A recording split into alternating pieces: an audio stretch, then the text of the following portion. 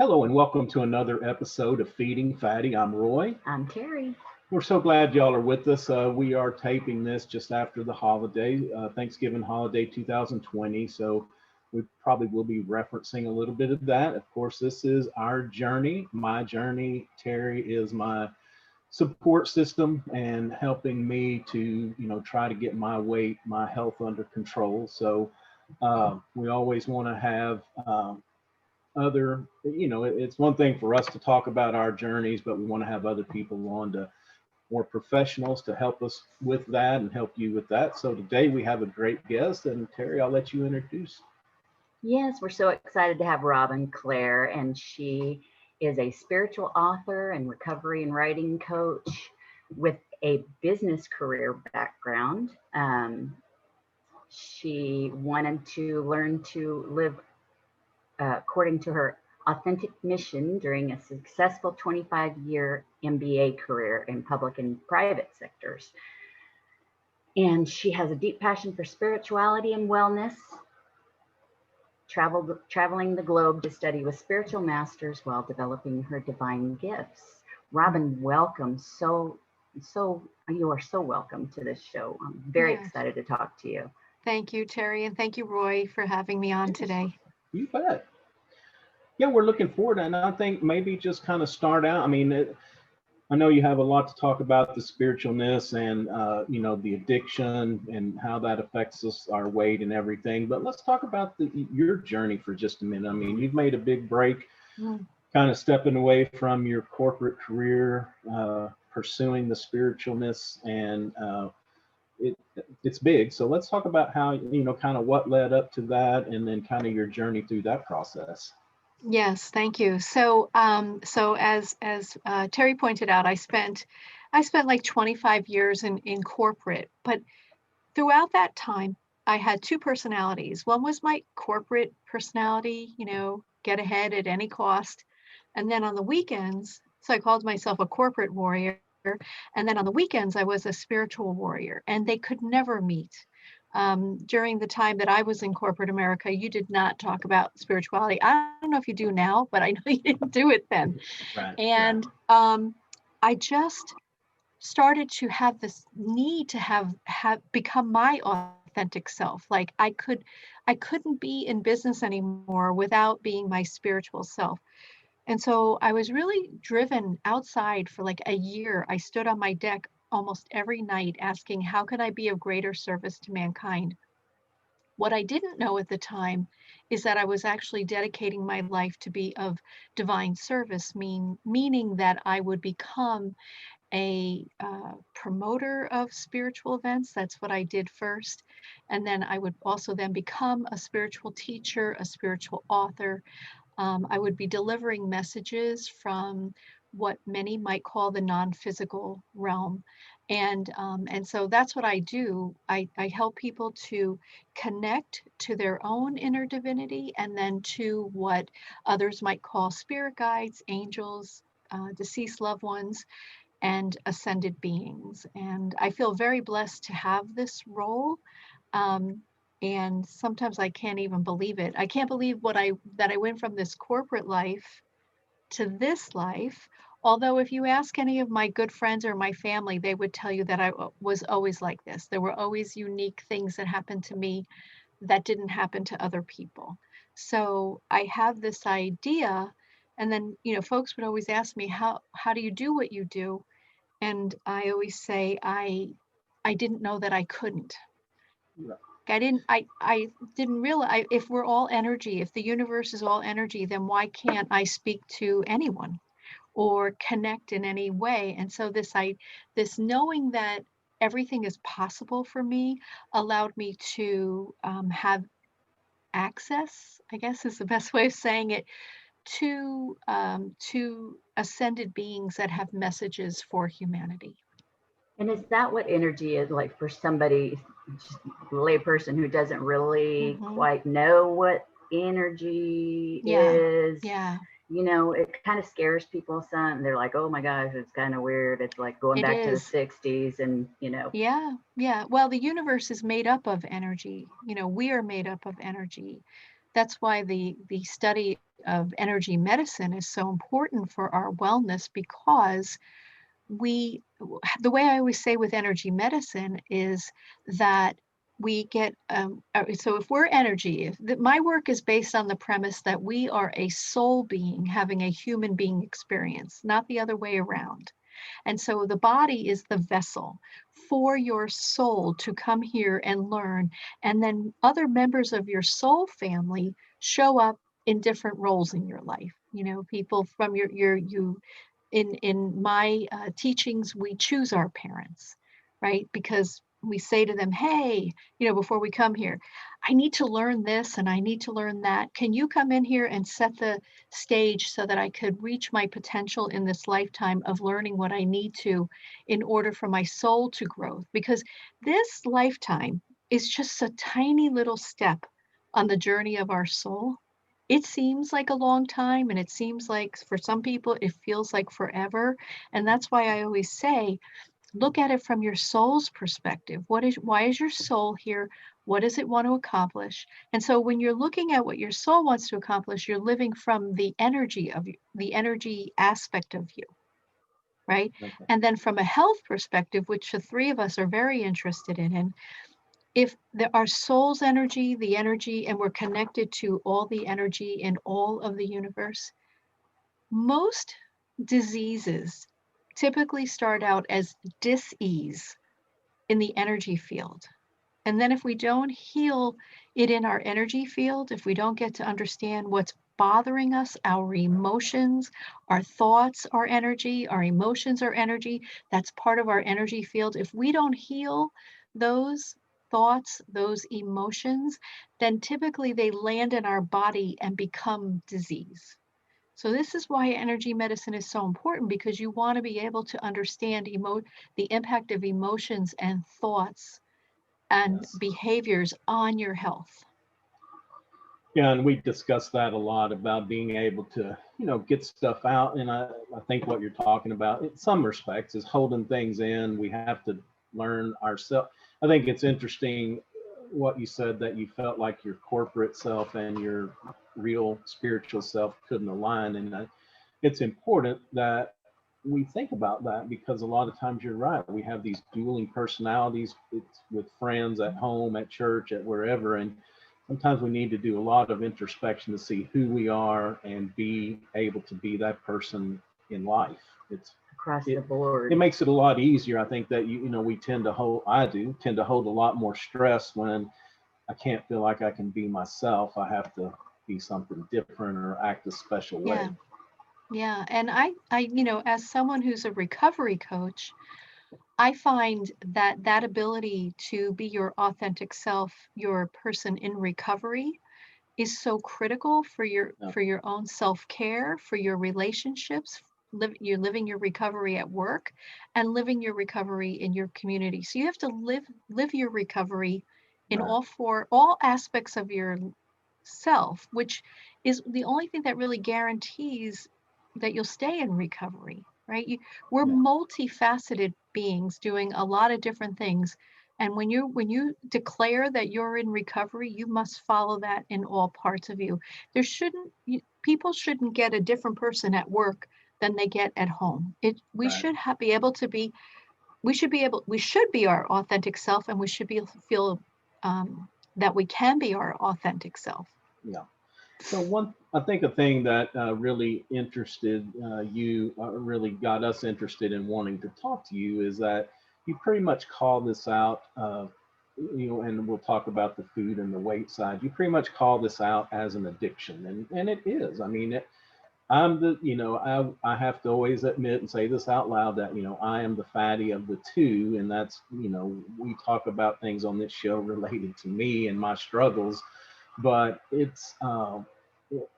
sometimes it is an addiction, until I think we realize that then all the different things that we try, they're probably not going to work. We have to figure out how to, what's driving that addiction, how to heal it. And so can we talk a little bit about that? And, either how you handle that with other people, or maybe if you want to talk a little bit about your journey there as well. Oh, yeah, that'd be great. Yeah. So first of all, I really want to say in my book writing, which I work with as ascended beings to write the book. There's a term called channeling the book. So I sit quietly and I receive guidance on what to write. And the third book that I wrote, Feast and Famine, Healing Addiction with Grace, this book was, I was getting information from Sophia, who is an ascended being. Most people know her as the Holy Spirit. And the first thing she said to me as I was preparing to write this book, which was very scary because she wanted me to write this book, but she also wanted me to tell my story of addiction and recovery. But the problem was I was still in addiction.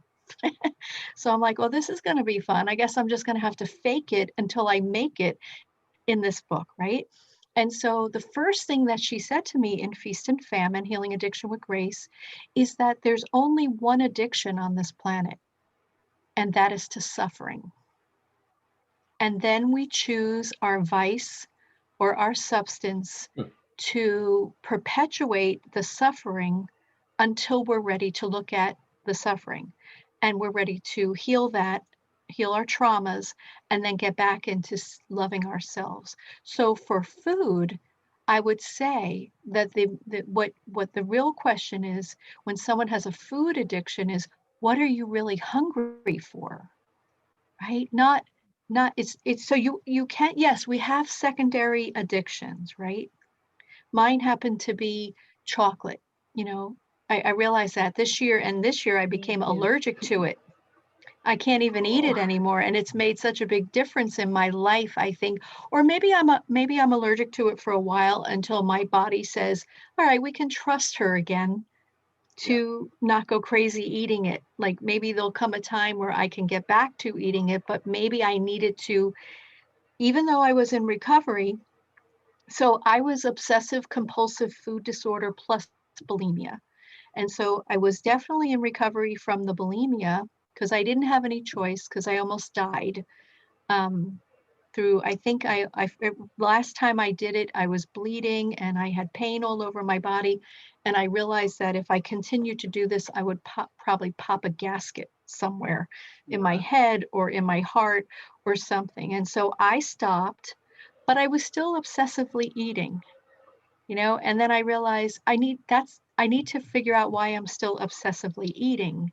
And so I worked on that. I worked on the traumas around that. And then my body decided to help me by making me allergic to chocolate. And after that, after I was able to remove that, I was actually able to take off 25 pounds that I really didn't need. It wasn't serving any purpose. I'm sure it was just causing inflammation in my system. So did I answer your question, Roy? Yes, yes, you did. And you know, I look at that and think, so what are the steps to trying to identify that? Because, you know, me and Terry, we had bouts of doing really good, and I say us, I'll say me, me really. Well, me You know, too. I have bouts of doing really good, and earlier, what's been a couple months ago, we were cooking, we were doing everything right, and unfortunately, Terry's mother got very ill where she had to spend a few weeks, you know, pretty much dealing with her being at her house every day. And so, me left to my own devices, you know, I fall back into the ease of eating whatever I can get my hands on, or going up to the burger place, or back in the bad habits. And now I find, you know, that I've put some of that weight back on. So again, that's why I kind of understand this addiction, because it's not it's kind of weird. Actually, I was been thinking about it a little, and it's like almost a feeling of comfort. There was a time where I felt like I had to eat right before bedtime to feel full and comforted. And, you know, logically, I try to talk myself through that, you know, just because my stomach might just growl or just make a rumble for a minute, I'm not starving to death. I'm not going to fall out in the next 5 minutes or something. It's like, oh my God, I got to get something big, you know. But so anyway, just that you mentioned, you know, what are we missing? It's funny. It's just that comforted, full feeling but it's misery, actually. It is. It is. And it's interesting, when I was a kid, my mother, and I really don't think this was to get us to stop eating. I think it was so that we didn't make a mess in the kitchen. My mom used to say after dinner was cleaned up that the kitchen is closed. No. Now, for me, as someone who was having to live this journey that my soul wanted to be on, that was very a form of deprivation in a way, Right. that I was like, oh, when am I going to eat again? When am I going to eat again? But at the same time, I've tried, that's something that I live by now. The kitchen is closed.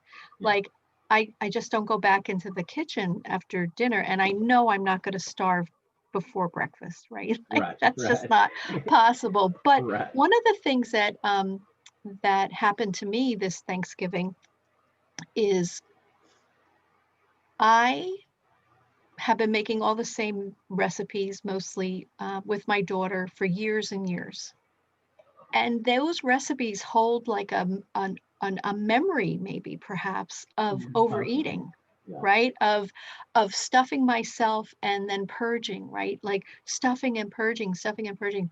Well, by the end of, I kind of ate like, not like someone who had just lost 25 pounds and shrunk her stomach. I ate like the person from 2, 3 years ago who was binging and purging.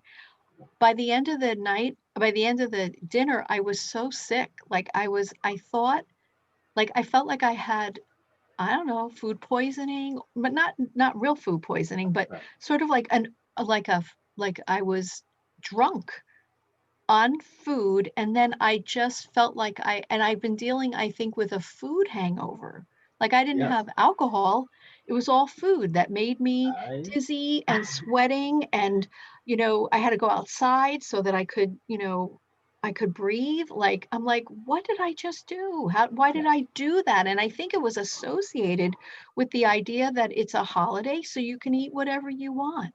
And I Right. think for us who are being, trying to honor our bodies, that's like not necessary if it's coming from an emotional place. And I do believe that, I think I was living off the memories. Terry, what do you think about that? Because you're shaking your head there. I can I see you. no, I totally agree, and I definitely believe in that food hangover after you just eat everything in sight or everything that you want to, especially with Thanksgiving, because we try to give ourselves a pass and oh, it's Thanksgiving, it's the holidays, we can do what we want to, and then you eat, and then you just feel like you're gonna blow, or you have pains everywhere. You just Yeah, it's painful. It's painful. yes, It's I know. like a hangover, I think, or yes, most I definitely. notice it more with, excuse me, with carbs and Oh. like when we would go out, maybe used to, and go eat Mexican food and sit there and eat a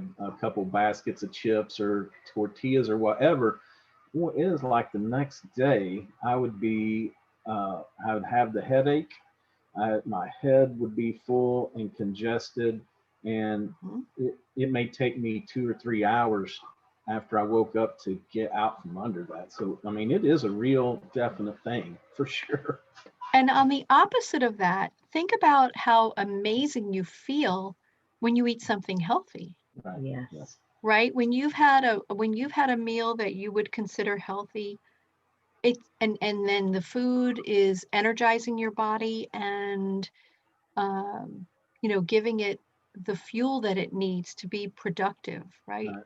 I mean, you could see the difference. And you were talking about carbs, Roy, and I'm thinking, oh yeah, at our Thanksgiving meal, we had turkey, right? But we had stuffing, we had mashed potatoes, we had sweet potato pie, we had crescent rolls, Oh, wow. Oh my right? goodness, I'm Like, getting hungry. yeah, but it was like all of those things, right? Like, I'm like, yeah, so I think I had a carb fest and my body just said, that's just not happening here. And, I was really upset with myself. And I spoke to my mentor, and you know what she sent me? She sent me just like a red button that said reset. Yeah. And So that's what I've done. that's an important, we should all have the reset button Oh yeah. because, my mindset is always like, oh, well, I was like so messed up yesterday that it's not going to hurt Hmm. to have some M&Ms or chips or whatever today, or there's it's always like, well, we'll start tomorrow. Let's get this out of our system and start tomorrow. But when you start working your way through all the food groups, the chocolates, the chips, the bad this and bad that, that's almost an indefinite start time. You can't put it off until you eat all the good stuff. Yeah, I've already done it today. Yeah. I mean, I might as well just keep on going because I'm going to have to eat celery sticks for the rest, the rest of the time. It just seems like the healthy stuff is what you're, what you need, but right. And it is like, I remember my husband and I would go away for a weekend and I would be so bad. And he'd be like, let's go on a diet. It would be Sunday, right? For the weekend. And he'd be like, let's go on a diet now, like right this minute. And I'd be like, no, I have Sunday dinner. Like, what? Are you kidding me? I got one more meal. It's the weekend. Like, don't take that away from me. And he was so good. He'd be like, no, right now, we're starting right now. And I'd be like, no.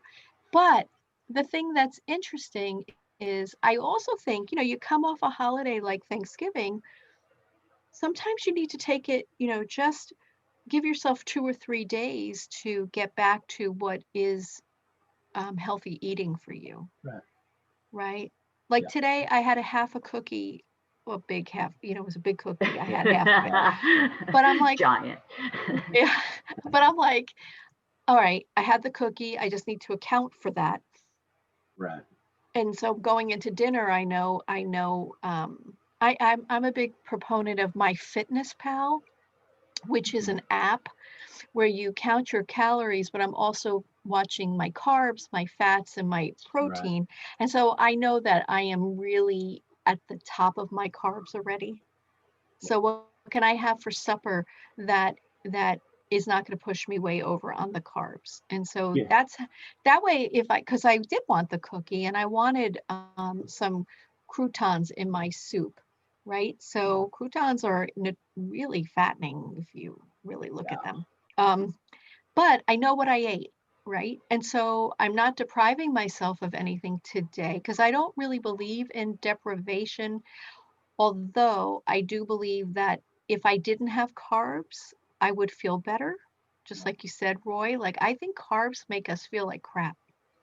Yeah, they do. And just like getting up, I notice it through my life, like getting up the next day, Friday morning, I was dragging, slow getting up, moving around. But, when I'm on my game and eating like I should day in and day out, I'll pop up at 5:30 or 6 o'clock, wake up, be ready to go, kind of like my mind is already in motion, where I feel like when I have that carb hangover, it's like my mind is about, 2 hours behind and still trying to get caught up to get me on the right plane. The energy level is a lot different. Yeah.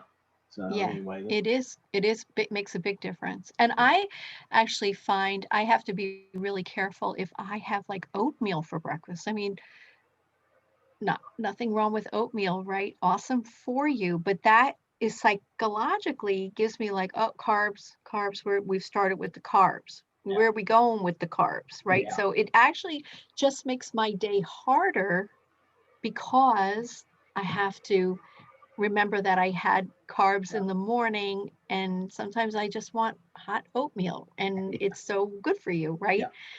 But it can have that psychological effect where it just starts the obsessive compulsive thought process in my mind.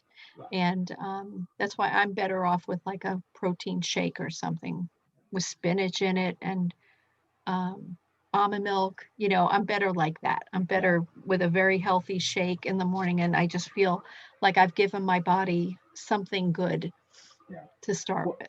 And you mentioned something I just want to reiterate that we feel very strongly about is, number one, knowing what you're eating, good, bad, indifferent, know what's in it so you can write it down and then use an app. There's MyFitnessPal, Chronometer, a lot of good ones out there.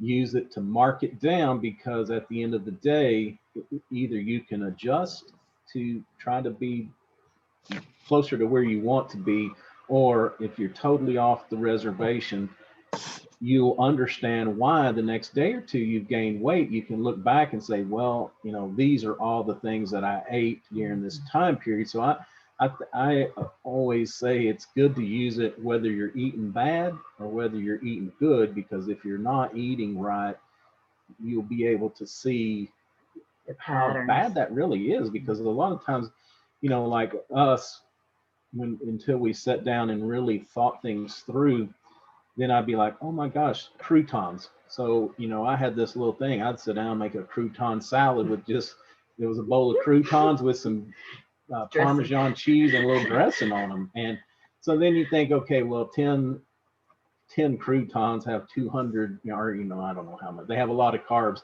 So multiply that times all those croutons I ate and all the bad things I've done during the day.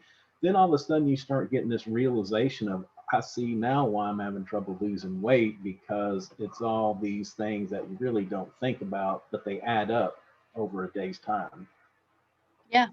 And, you know, there's the old fashioned that, you know, you're going to eat a lot of calories, you know, you have to exercise. Like, I really believe that true weight loss comes when you're eating healthy within a certain number of calories, certain, Mhm. you know, level of carbs, proteins, and fat, and exercising, Right. and drinking your water, and sleeping well. Sleeping. And Yeah. did you hear that? Yeah. Drinking your water. That's one thing I've really fallen off. But yeah, I used to have a note above my desk that had those in, you know, water, sleep, because that's the thing is, once one of my little once one of these components gets out of whack, it starts Mhm. throwing the others out. Like when I'm eating wrong, I won't sleep as much or as good. If I stop sleeping as much, you know, if we get busy and all of a sudden having a lot of long days, then all of a sudden I need to eat to compensate for that. So I'm one of these, I have to be very balanced in all those categories to make it work.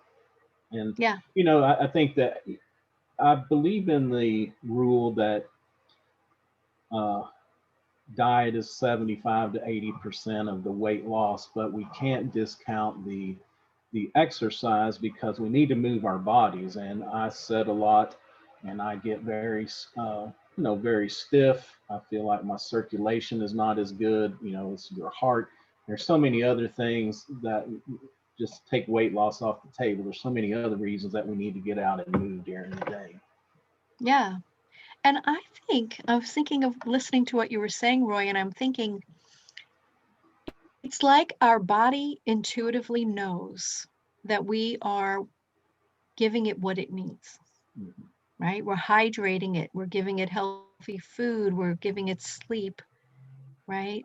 What was the other one? Water, sleep, Water, food, sleep, diet, and exercise. Yes. and exercise, right? And it's like, oh, we can relax here. We don't have to store food store calories, because we know that the calories are going to come naturally. Like Right. every day, there's going to be a good source of energy for this body, hydration. We don't have to store water in the body. We know that this person is moving. They're going to be eliminating well. I mean, that all those add to eliminating Right. well as Yeah. right. Yeah. Both Exactly. number one and number two, right? Yeah. It all Yeah. adds to that, right? And so when your body sees that you are treating your body like a temple, right? That it is, it's the home of your soul, then it says, oh, well, then let's take this weight off. You know, Right. my husband just lost 45 pounds, right? Like Wow. that's what he's doing. He's doing all of it at once, right? We're doing all of it at once. And then your body just says, oh, you know, we can shed Yeah. this extra water weight. We can shed this extra pounds, Yeah. right? Because we don't need that for reserve storage, because Robin and her husband are doing what they're supposed to be doing. Like we Right. can trust them now. And then Yeah. you see the pounds start coming off. I think we have to think too, our bodies were, even though they may have evolved somewhat, that they were designed for a very different time in life where, you know, probably even further back, you know, the caveman era, but let's just think about the agrarian society where, you know, the farmer got up at daylight, worked all day, out in the fields, hot, came home at, dark, ate, went to bed. And, like myself, I've got uh, an iPhone, an iWatch, whatever the thing's called, that Apple tracks Watch. Apple Watch tracks your steps. And so working from home, if I don't make myself get out and do something, I mean, I can be less than 500 steps a day. I walk 25 feet from the, I walk 10 feet from the bed to the bathroom, 25 from bathroom to my desk, and then that's it. I mean, and it sounds kind of weird, but that's the actual truth of a lot of, and some people get Oh, more yes. walking from the car to the office, and you do get that, but our jobs now are more setting and not as much in activity. So I think we have to think about that when we're eating. Like, even as like me, I can't eat like I did when I was a teenager and playing sports and running around all day and all night. I would just, that's not who my body is anymore. So, or it's not who my life is, and my body, I have to adjust what I put in it to account for that. Yeah. Yes. And I know like on my Fitness Pal app, it says I should be walking 10,000 steps. Right, That's like what I would do on vacation, right. right? Like when I Yes. can walk the beach, and I don't know, I just don't find that in my day, but I certainly still try to get like 4 to 5,000 steps Yeah. in, by Yeah, I think, taking a nice a 45-minute walk or yeah. something like that. And I used to beat myself up for that. I think that's a good point, that, while 10, 12,000 may be optimal, sometimes it's not feasible. And if we can get 4 to 6,000 in, I think we have to be happy that we got that much in. Oh, Because, yeah. when you get to a certain point of Mhm. not doing things right, then all of a sudden you start beating yourself up for, I had an extra 100 calories, or I didn't walk that extra 1,000 steps.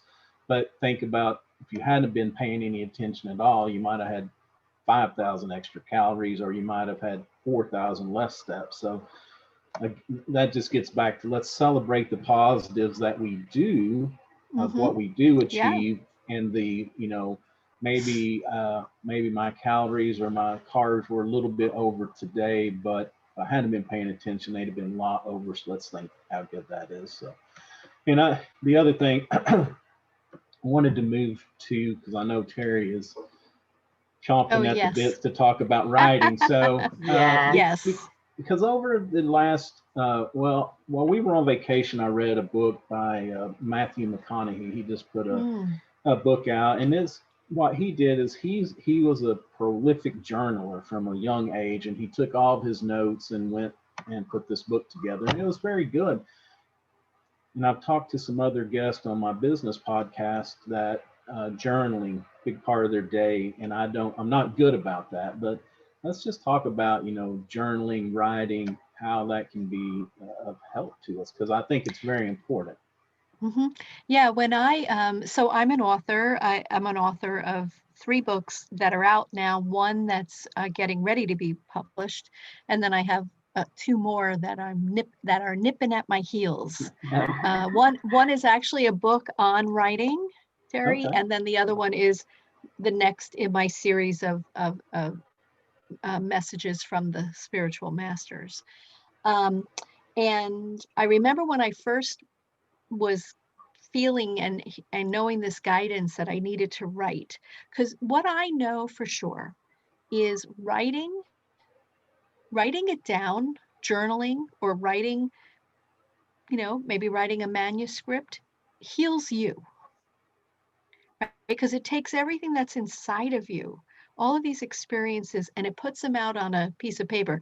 It's almost like the same premise when you're so overwhelmed and you create a to-do list. Like, even though every single thing that you have to do is still on that list, you feel better, Yes. right? That is on the I, list, right? That's what yes. happens when you're writing from your inner self about the journey that you've been on. So I always say that writing your manuscript heals you, publishing it heals others. And so when I work with my writing clients, I always say to them, first round is for you. Tell your story, talk about your parents, talk about someone who may still be alive and you got to out them. Just get it out there, and then we'll come back and say, do we want to keep this, right? Do we want to keep Right. this? So when I first began getting the message that I needed to write, I would wake up at like 111, 222, 333, Oh, 444, the wow. angel numbers in the middle of the night, and I would have to get up and write. And so I would actually write a letter to God. And that's how I began writing. I would be like, "Dear God." And then I would start writing to God and just telling God everything that was going on in my life and asking for guidance. And then finally, I was so tired after doing this for so long. I said to my guidance, "Do you, why do you have to wake me up in the middle of the night?" And the answer was, "Because you're not writing during the day." So Oh, wow. so I Ah, started writing during the day. I started thinking about writing and, what I would be writing, and then I was able to sleep through the night. So if this is for your listeners, if you're getting a pull to write, it's very exciting for your spiritual team because they know that they can reach you through your writing and help you to have the best life that you can here and to actually fulfill your soul's destiny. So Terry had seen that I have a course coming up called Writing with Spirit. And it's a course that I was guided to teach about how to channel content like I do. Like, what does that mean to download information and put it out on a page? I'm it's a very profound experience. I'm actually it's fun, Terry, because I'm actually trying to figure out what it is that I actually do. Like I said okay to teaching the course before I started documenting what is it about me that I can do this, and what is it about me that I have the courage to do it, because I also believe anyone can do this. I'm not special in any way. It is I, as I said earlier, believe that I am one with the universe, and that if whomever I need to connect to, I will be able to get this messaging that is so required to be out in the world. I mean, the whole idea on feast and famine, that what we're really addicted to is suffering. I had never heard that before. And I've been when on, I read that, yeah, excuse me, when I yeah, read that on your website, I'm just like, that is so true. It's yeah, all about the suffering. yes, And and to put that, to journal and put that down on paper, to me, if you put it down in ink, I guess even in pencil, it's there forever. And then I've got to see it. And then I'm like, oh my gosh, I got to deal with what is all this stuff? yeah, I'm judging myself because, I was brought up in the 60s and 70s and 80s. That's how I was raised. Just yeah. to And trauma is so interesting too, guys, because trauma, I mean, if you have had serious trauma, like, yes, I am not diminishing that. What I'm trying to say is we have trauma that we don't even know was traumatic yes. to us. Like, for example, when I was like 6 years old, I was with all my cousins, and my dad had just washed his car, and somebody put their little handprints on there, and he lined us all up, and we all put our little hands on Oh there, my and gosh. Yeah. my hand was the closest to the size of the thing. And he said, "Then you were the one that did this, Robin." And I was like, "I did not." And then my mom said I screamed from like noon until I fell asleep at night that I did not do that. I did not do that. And you don't believe me. And so it set up this like trauma pattern about you know can I trust people who are the closest to me to believe me, Hmm, right it interesting. and we just don't know where those trauma patterns start. And I'm saying that it could be something, a pattern like that, that just begins where we don't know it. But if we don't go in and look for them, if we don't excavate them, these memories, and I would say to you, we all know what our memories are, because the I always say they're the memories that you'll be washing dishes or something, and then all of a sudden you'll think of like something that happened when you were 8 years old or 10, and you're like, why am I thinking of that? Trauma pattern. Like it's like coming up to be looked at. And Interesting. so if you have like someone you can trust to look at these, a professional person, um, I I do believe that if you can look at these trauma patterns, then you can actually heal your life and get back to self-love so that you don't use addictive. So look at the patterns, heal your life, move from suffering to self-love, and then you can get out of any kind of addictive behavior you're in. But if you don't look at why you were suffering or what you're searching for, what you really need, then I think it would be harder to stay in recovery if you don't do the work. That's interesting you say that because that happens quite a bit. Be like thinking about, I can't even remember what I had for breakfast yesterday morning, and all of a sudden I'm thinking about this Mm-hmm. baseball game or a football game that was, when I was 7, 8, 10 years old or something like that. And it's just strange how those things kind of like, and then because I think more lately as I've tried to get healthy, I think, why is this popping up into my mind Mm-hmm. all of a sudden right now? So Well, my mentor says that we're made up of parts, right? And so we're all these little parts that make us be one being. And we have all these different parts that are different ages, right? And so when that part's like waving at you, hello, maybe there's something that could help you heal if you look at me, then and maybe give me a new assignment. Like I looked at a part a couple of weeks ago and it was really angry. It was a part of me that was very angry from my childhood. And so I said to this part, as I was going inside, I go, can I give you a new job? Like, instead of making me feel angry at things, how about if you become my passion?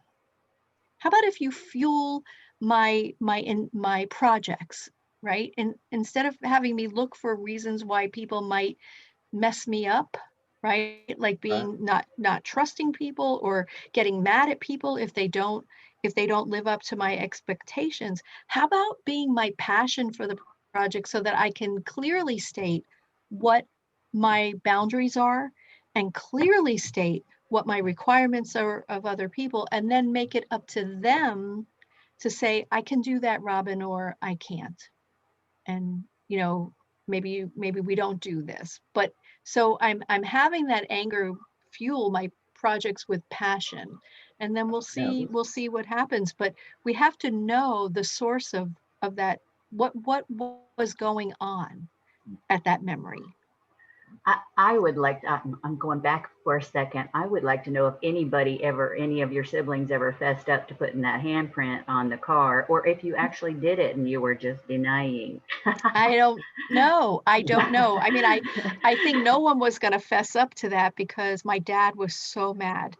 I guess I could ask them. It would be a good question. There you go. It would be a Then, good question because I feel like I can actually, it's so real still that I can see myself in line, and I was the littlest one at the time, right? So I was last in line and nobody's fit. It's like the OJ glove, right? yeah, right.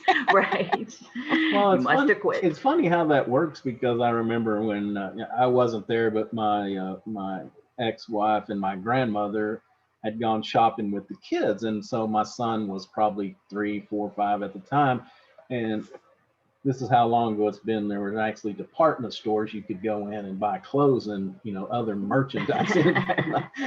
People of this day is like, was that on Amazon or where was it? No, it was actually a department store. You walked in, and so he had gotten in the middle of one of these round clothes rings, and he was hiding and kind of having fun. Well, then when they started looking for him, and he kind of panicked just a little bit because he could tell their voices were getting a little bit more stern and a little bit more scared. And so then he's like, well, I'm not saying anything. So then he just ended up staying there, and it just totally made things worse as you go by. So yeah, definitely you read that parent's anger and like, yeah, I'm not fessing up to it now, even if I might have a while ago, not doing it now. Yeah. No. Yeah. So, that could be something that moves into his, um, when he's afraid Right. that the people that love him the most are going to get angry with him if he shares what he's most upset about in life. So Yeah. maybe he might hold it in, right? Or drink instead, Yeah. right? Something like these just set up patterns. There's, the people who love us, we have to know that our parents were doing the very best that they knew how to do with what they Right. knew, right? Right. Yes. Right? Like, what they were taught from their parents, it's like generational. But I will say this, in the energy healing work, and any of this trauma pattern work, when you actually go in and heal your own traumas, there's almost like an energetic generational thing where it heals people generations back on the soul level, and it heals people generations forward on the soul level. So Interesting. everything that you do impacts your lineage. When you are courageous to do your own work, I call living an examined life is the term that I use. When you live an examined life and you look at these trauma patterns, you're healing your whole family. Interesting. And they may not know that, but it's done on an energetic level, Yeah. on a soul level. All right, Robin. One Mm. more question for you before we Yeah. wrap up is, Yeah. so what is a tool that you use, either the professional life, writing, or personal life, either a tool, a habit, ritual that you do every day you just couldn't do without? That I couldn't do without.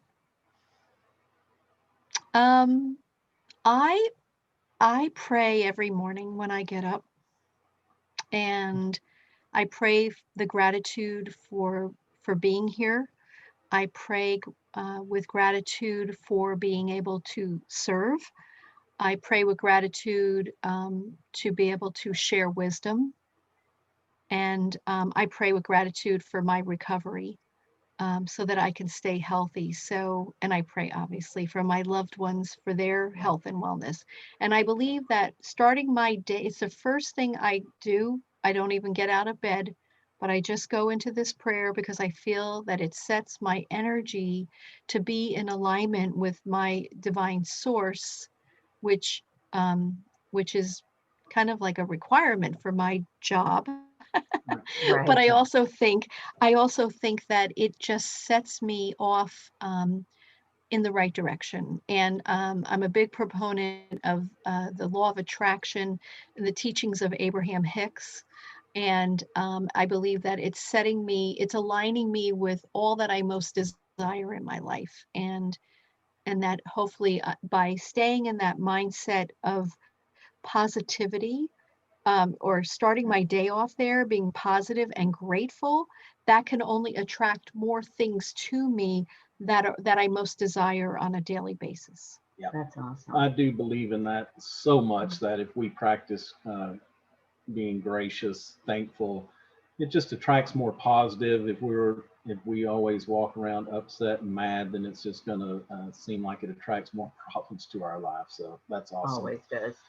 All right. Well, if you don't mind, take a few minutes and just tell us, where people can go to, Yes. find out more information about you, how you can help them, and also take a few minutes to tell us about the books that you have out there and what you have, if you're close enough to talk about the one that's coming up next. I am. Yes, thank you. Okay. So my website is clarety.com, CLARE-ITY.com. It's a play on my last name. I love that. Yeah, I do too. Thank you. And then my Instagram is Clarity by Robin, and my Facebook is Clarity with Robin. And yeah, so I have so my books are, my first book is called Messiah Within.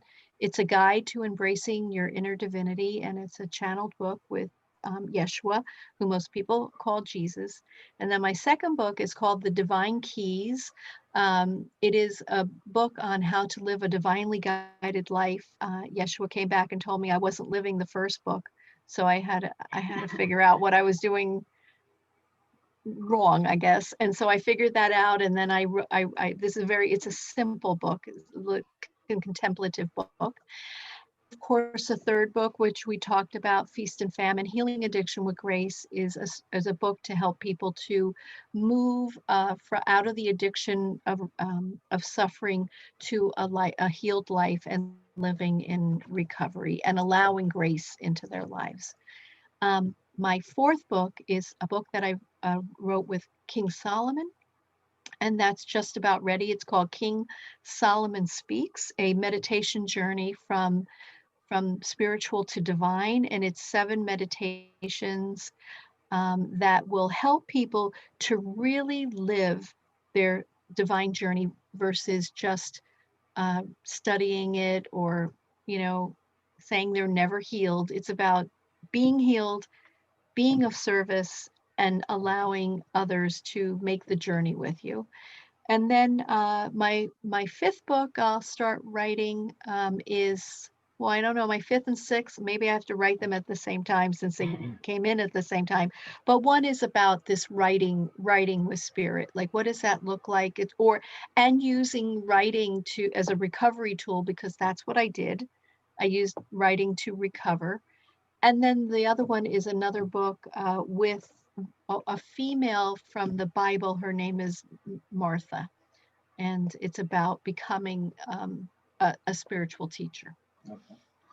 Yeah, and it's, Wow. that's the writing, even when I journal, it's kind of like the to-do list. I just feel unburdened just to get stuff out. And it doesn't have to be negative feelings or anything. It can No, be a positive, but it's that's just right. like, I just feel so much I more can relaxed after I get breathe that out. deeply. Yeah. Yes. It does. It really, it removes it from inside of you, even if it's just for the time that you put it out there. It's excavating it, right? And it's making room for more light and more peace and more joy in your life, because those traumas, those concerns, those worries, like you said, Roy, one of my favorite Abraham Hicks quotes is, worrying is like praying for what you don't want. Right? Yeah. Because every time you worry about something, every time you talk about something in the form of lack, you're attracting more lack to you, more things to worry about. So I would always recommend to people, ask for what you want, not what you don't want. So, Right. for example, if you're having a financial problem, don't ask for, don't say, I don't have enough money to pay my bills. Ask for enough abundance to pay your bills, and then maybe to pay some forward, to Right. be able to be generous. So when we worry about what we don't have, we get Yeah. more of that. Yeah. When we don't worry and we ask for what we do want, that comes to us, as long as we hold that vibration. Yeah. And you mentioned too about paying forward. I think it's important that we put stuff out there without any expectation of reciprocation. I think that's Yes. the main thing that we have to, what you put out in the universe, you get back tenfold. And so I think that we have to be able to pay it forward without saying, okay, I'm going to give them this, but I'm getting this in return. No, we have to have that pure heart and say, this is, this is to help somebody, and Wholeheartedly, for sure. Yeah. That just makes you feel so much better. Yeah, and so even like doing, you guys, when you're doing this podcast, it's giving, right? It's paying it forward, right? You're sharing your wisdom, you're allowing others to come on and share their wisdom, and it's a blessing. Yeah. Yeah. Well, Robin, thanks so much for taking You're time out of your welcome. day, and we look forward to having you back. We could have gone on for probably a couple Oh, more yes. hours, so we'll Yes. definitely have to schedule you again and Thank you. get a little bit deeper. So we want to thank everybody for listening. Again, this is Feeding Fatty. You can find us at feedingfatty.com. We are also on Facebook. We have a Facebook group, Twitter, Instagram. We are on YouTube. And you can find us on all the major podcast platforms, iTunes, Stitcher, Google, Pandora, Amazon. So go look us up. And if we're not on your favorite one, reach out to us and we'll try to get there. So Great. again, thanks everybody. And until next time, have a great day.